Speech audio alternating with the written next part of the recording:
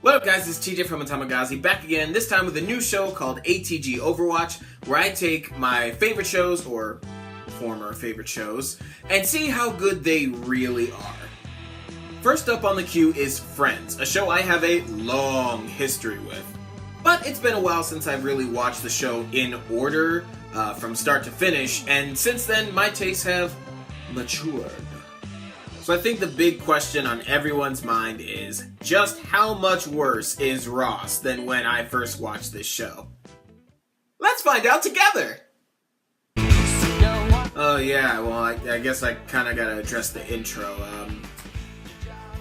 How do I put this? Alright, it's just like a band-aid, you just gotta rip it off and get it over with. Gotta get over with. 1, 2, 3, the intro is kinda weird and pointless! Oh, that's a slow burn. Yeah, when I was younger, I didn't really think twice about this stuff. But now? I can't do this all. Like, to put this into perspective, intros should kinda give you a feel for the show. Scrubs has the main cast post an X-ray, How I Met Your Mother's takes place in dated photos of them at their favorite bar, and Big Bang Theory's maps out the entirety of human existence. See, all those make sense and relate to at least an element of the show. But these people never jump in fountains! Not one time! Because of that, it just sort of comes off like, oh, look at us, look at how much fun we're having, oh, we're so carefree, this is completely spontaneous! But enough about the intro, let's get to the good stuff. Hopefully. So, the first episode, the one where Monica gets a roommate, no, that's actually the name of the show. I'm not being lazy. That's just the format in which the titles come in. You know, because they're kooky like that. The episode starts with most of the gang in their usual watering hole, the Central Perk. Wait a minute, why are they splashing around in a fountain? Why didn't they just do the intro in the Central Perk? I mean, 90% of the show takes place in this frickin' coffee house. How many times do we see a fountain? No times! 0 times! Get on with it! Sorry. The episode starts with, honestly, a lot of really good dialogue. Good in the sense that it has a lot of information that doesn't really feel like an exposition dump.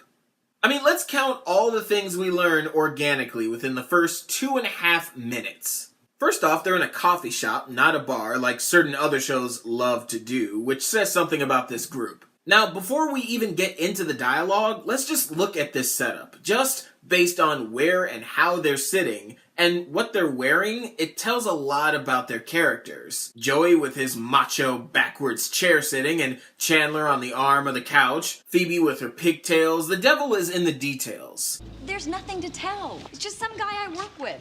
Come on. You're going out with the guy. There's got to be something wrong with him. And it's also important to note that the first thing we're talking about is, 1, Monica, who is pretty much the nucleus of this entire Friends group, and 2, about dating, which, given this is a show about 20-somethings, makes sense. You're going out with the guy. There's got to be something wrong with him. We learn that Monica has a bad track record with guys. Joey is a bit insensitive, at least in early season 1. So does he have a hump and a hairpiece? Chandler's the one that usually makes jokes. Wait, does he eat chalk? Phoebe's weird. Okay, everybody relax. This is not even a date. It's just 2 people going out to dinner and not having sex. Monica's main trait is that she's the nice, sensible, trusting one, in season 1 at least. Sounds like a date to me. We want to laugh at Chandler. But we can't help but laugh at Ross, and there's a subtle difference between those two sad sacks. Carol moved her stuff out today. Carol is Ross's recent ex, and the cause of his current misery. Let me get you some coffee. Thanks. Again, Monica is shown to be the nice one and the center of the group. No, don't. Stop cleansing my aura. Phoebe is weird. Don't just leave my aura alone, okay? Ross is kind of pushy, and only kind of in season 1. Really, everyone, I hope she'll be very happy. No, you don't. No, I don't. To hell with her. She left me. Carol left Ross. And you never knew she was a lesbian. After embracing her sexuality. And here we get a bit of a subtle difference between Chandler and Joey's comedy. Both have a kind of edge to their jokes and sarcasm, but while Joey's seems to come from insensitivity... All right, Ross, look. You're feeling a lot of pain right now. You're angry. You're hurting. Can I tell you what the answer is? Strip joints! Chandler's is a bit more deflective, and the point of it is more so to lighten the mood. I just feel like someone reached down my throat, grabbed my small intestine, pulled it out of my mouth, and tied it around my neck. Cookie? Which we later end up learning is pretty essential to his character. Joey's insensitivity kind of goes away. Come on, you're single. Have some hormones. See, but I don't want to be single, okay? I just want to be married again. And the last thing we learn is that Ross wants commitment. Now this is actually pretty impressive. Within a fraction of the runtime, we get to know these characters a lot. It's also a nice touch that Ross clearly has an umbrella, implying the rain that we later see Rachel doused in. And speaking of Rachel, I don't think it's controversial to call her the quote-unquote lead in this ensemble show. Over the course of the series, she becomes the character with the biggest dynamic change, and is for the most part the one we sympathize with and root for centrally. While Monica is no doubt the nucleus of this friends group, and Ross is arguably the male lead, Rachel is the catalyst for the show's existence. Rachel's entrance is pretty much what kickstarts the plot of the pilot, as well as the series, specifically in terms of Season 1, which is all about self-discovery and the plight of becoming an adult. We see a lot of things through Rachel's eyes, including how the dynamic is between all these friends. I'd say push her down the stairs. Push her down the stairs. Push her down the stairs. So for the most part, Rachel is, for all intents and purposes, our lead. And a pretty good one, actually. Rachel, as a character, is surprisingly fleshed out. Coming from privilege, she's understandably naive and sheltered and a bit spoiled. But to act against that, she also wants more out of life. She's curious and kind and can be genuinely funny. Come on, Daddy, listen to me. It's like all of my life, everyone has always told me, you're a shoe. You're a shoe, you're a shoe, you're a shoe. And then today I just stopped and I said, what if I don't want to be a shoe? What if I want to be a purse? You know, or a hat?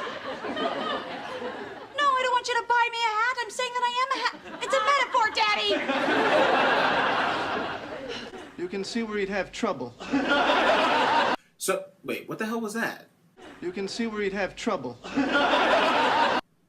Okay, why did Ross say that? Because although they don't hit the note as hard as they eventually will later on in the season in this episode, it becomes abundantly clear extremely quickly that Ross has feelings for Rachel and is generally awkward around her.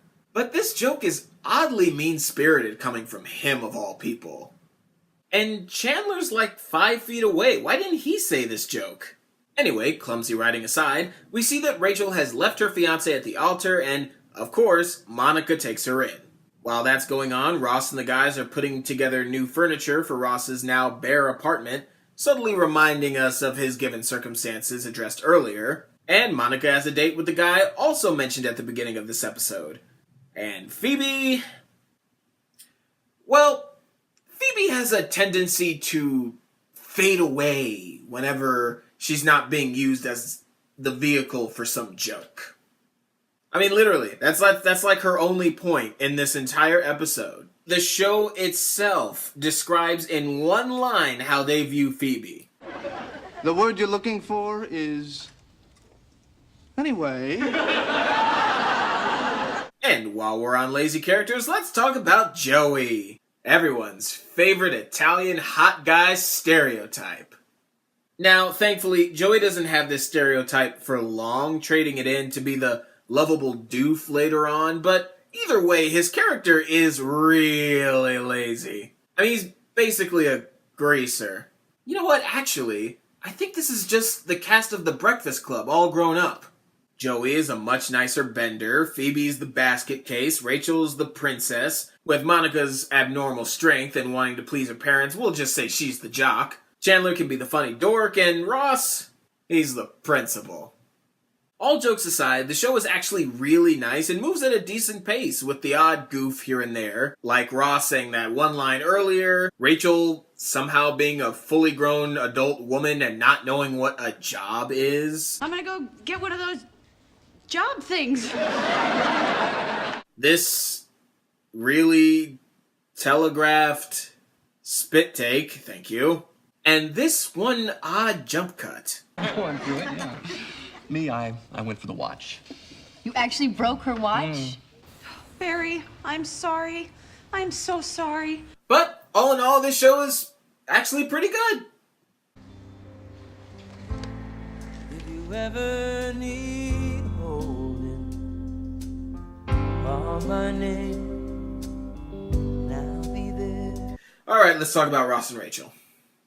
Now, this will definitely come up again, but for now, I'll just say that the show seems to make one big mistake in setting up this on-again, off-again, series-long romance. It never tells us why they belong together. They just say it a lot. Look, you and I both know we are perfect for each other, right? I mean, it's always been you, right?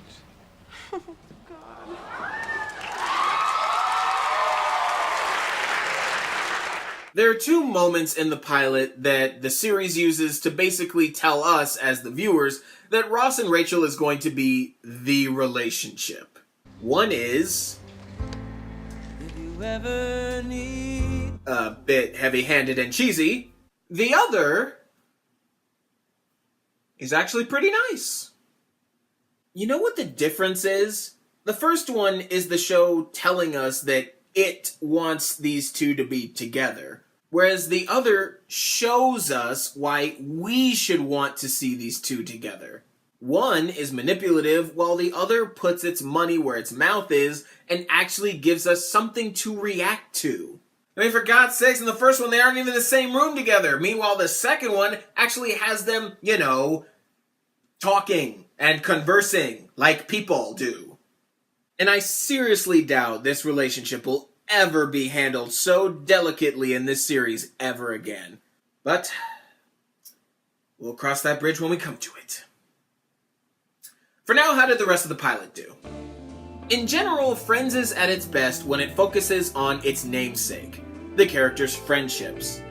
Scenes like the one where they watch a Spanish soap opera or spy on Monica give the sense of actual friendship and familiarity. And even Rachel's newness to the group is juxtaposed well at times.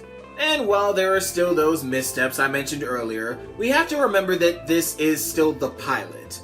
It's rare that a pilot completely hits it out of the park without any mistakes and continuity errors with how it represents the show.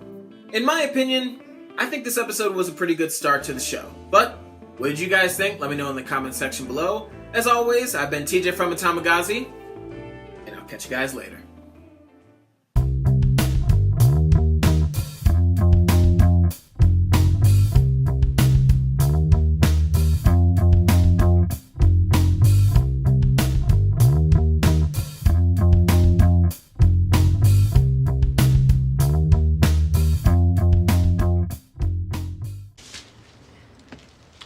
This was Carol's favorite beer.